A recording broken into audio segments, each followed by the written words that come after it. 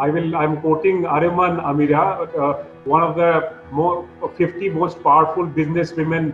I think we'll request you to sort of give us. Metropolis has done a fabulous job, even before the way you led, not only in India, but you have grown a lot in the outside India. So I'm talking about in terms of non-clinical operations and process excellence, with digital in mind, but you can go beyond digital also, and also improvement of internal clinical processes and operations. Do you think this pandemic-driven digital influx will have a lot of impact in the diagnostic setup?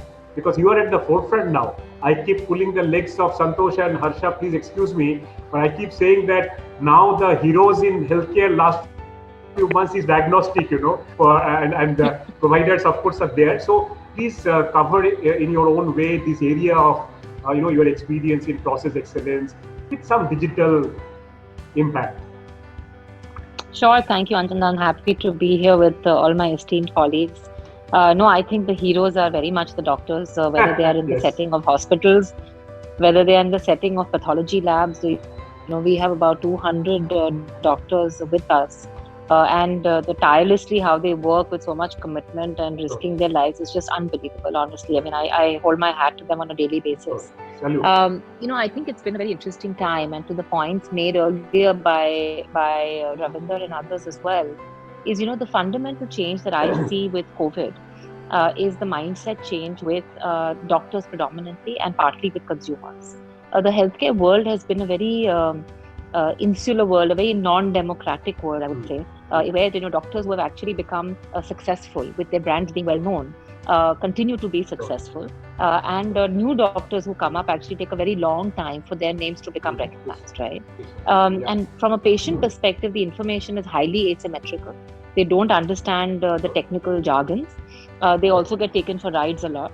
So I think what COVID has done is it's brought healthcare to the forefront and made it relevant for people to understand, saying, okay, let me look at my own health, let me start taking it a little bit in my own hands, which I think is a great thing. And I think they're starting to be more conscious around which path lab they go to, around which hospital they go Sure. to.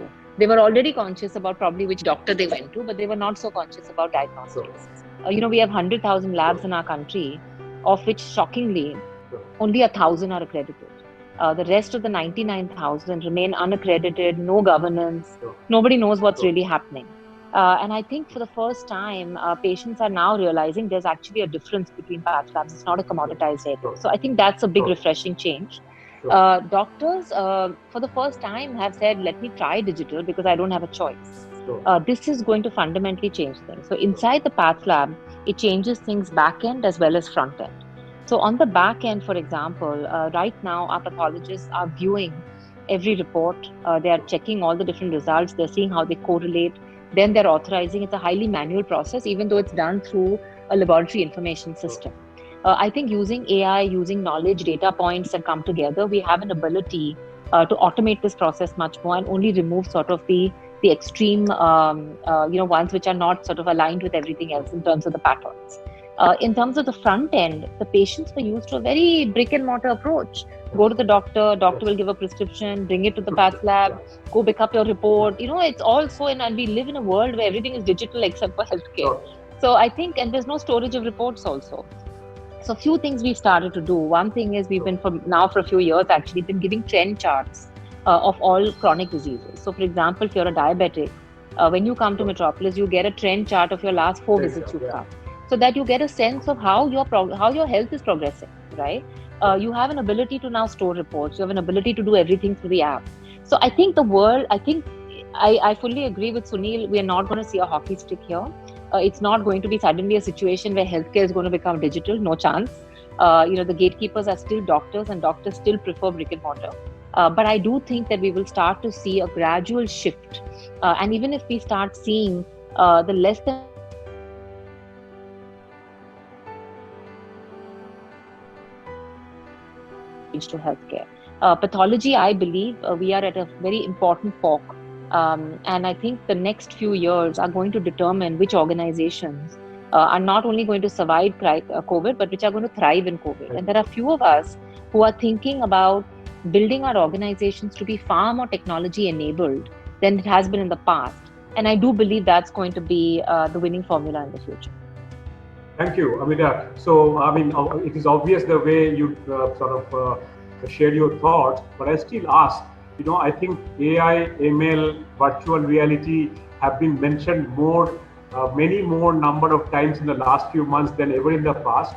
And, it used to be mentioned fashionably in the past, but as an engineer, I mean, I'm fascinated by AML. I actually work with AI/ML, had the privilege of working as an advisor to a Silicon Valley company. It's fascinating the way it can impact operational excellence, even supply chain for collection of labs, etc. What's your take as India's and Asia's one of the best lab chains boss? Do you foresee in the next 3 to 5 years AI, ML, VR? I know brick and mortar will be there, doctors will be still gatekeepers, but there we need to get familiarized with the transition that is inevitable ahead of us, perhaps. What is your take on that, Amira? See, some things become, usually the people who start doing innovative things, like you Right. mentioned, AI, ML, etc., are the early adopters who themselves are excited by the idea of innovation and technology. But the Right. only time it becomes more mass is when it starts to commercially make sense. True. That's when everybody Agree. starts thinking about Agree. it. And so far, AI, ML Yeah. have been nice words, which, okay, if you're feeling like doing it, do it. But now, today, we are saying that with the kind of data that's going to be available due to Sure. digitization of Sure. healthcare, Sure. if you don't use it in the next 5 years, you're going to be left behind. And that's going to be a very different compulsion why you Sure. must Good. do it. So commercial changes the lens, I think, for Agreed. most players. Agreed. Absolutely. Now, that's very well said. I think that's a message for the medtech companies also, even the biggies who possibly have to look at, their whole product portfolio. And I'm sure that you will see transformation of the conventional companies who are into medical technology without much of AI/ML. That focus will perhaps come. I mean, we have great companies, Roche and uh, Abbott, we have Baxter. I think all of them will go in the direction of AI/ML to sort of address the changes and the transformation that you mentioned. Amira, thank you very much. And Mr. Bose, can I add to what Amira just said? Please. So I'll just give you an example of AI, a real life example of AI. A patient being managed remotely, right? And the AI algorithm which is fed in the device, right? And if something goes wrong, you've got alarms going off in two places, one in the hospital and the other is on the patient device. Sure. That there is something which has gone wrong and needs attention. Now, those are the kind of possibilities which are playing out, and I've seen some real cases, real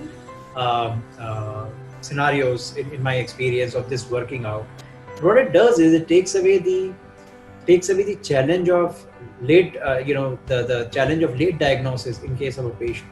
Early diagnosis sometimes is life-saving, and also it allows for correction. So you would have dramatic shifts in delivering healthcare with the algorithms working into this space. So AI is essential when you're looking at managing any data. The data, you can run an algorithm, you can run an equation on top of that, and those possibilities are changing the game. So back to you, Mr. Bose.